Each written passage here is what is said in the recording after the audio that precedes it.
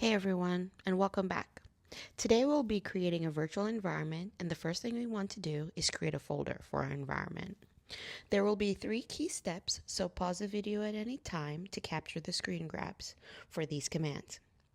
So you want to open your Jupyter notebook in the directory we created earlier, and the first command creates the virtual environment. In this case, it's mlflow underscore vnv.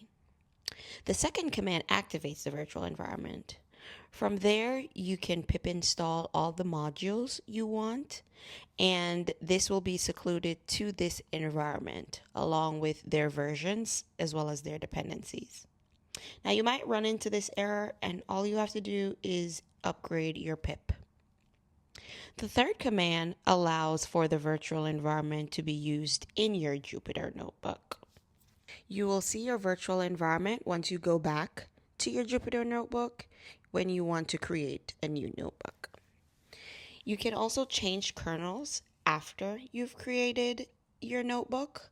It will, first of all, the name will be placed here in the top right corner, and you can go to kernels, change kernel, and you'll see all of your virtual environments listed.